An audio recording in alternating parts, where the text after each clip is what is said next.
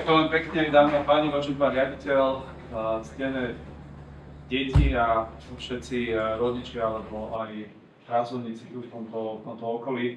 Myslím si, že máme byť na čo hrdí, pretože my ako sme prišli na ministerstvo životného prostredia, žiaľ, videli sme veľa projektov, ktoré na papieri boli pripravené, ale nevedeli sa realizovať, pretože buď boli vo veľmi pokročilej fáze už, by som povedal, nejakej časového sklzu, že sme nevedeli, alebo sme veľmi pochybovali o tom, či dokážeme naplniť termíny, pretože vždy máte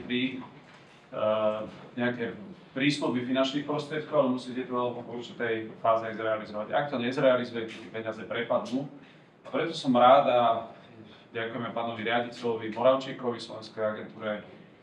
Rovnako som aj priniesol osobu, ktorej veľmi na ministerstve ďakujeme. Je to veľká profesionálka, pani Škrabáková, ktorá naozaj nám pomohla naštartovať veľmi veľa projektov tak, aby neprepadávali peniaze. A toto je jeden z tých prípadov. Tu 2,5 roka sa takmer nič nedialo.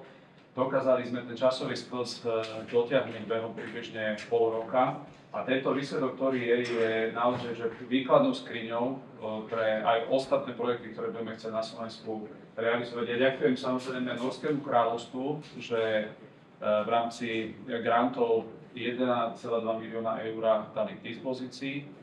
Myslím si, že môžu byť aj oni veľmi milo prekvapení z toho, do akej podoby sa tento celý areál dostal.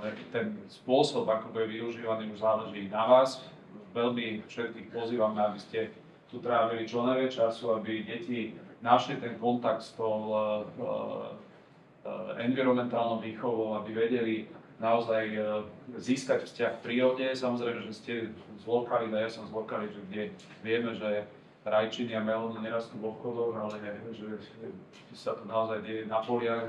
To znamená, že tento kontakt s tou realitou tu je, ale napriek tomu naozaj snažte sa čo najviac využiť v prospech detí tento areál, v prospech vyučovania a nech prajem všetkým, aj tým, ktorí tu sú zamestnaní, aby ste naozaj tu mali dobre pracovné podmienky, aby tu v podstate bol aj dobrý vzťah so všetkými tými, ktorí naďalej v tomto projekte budú. Takže ďakujem ešte raz za všetko úsilie, ďakujem za tento výsledok a myslím si, že tento areál bude vzorom pre aj ostatné projekty na Slovensku. Takže všetko dobré, ďakujem.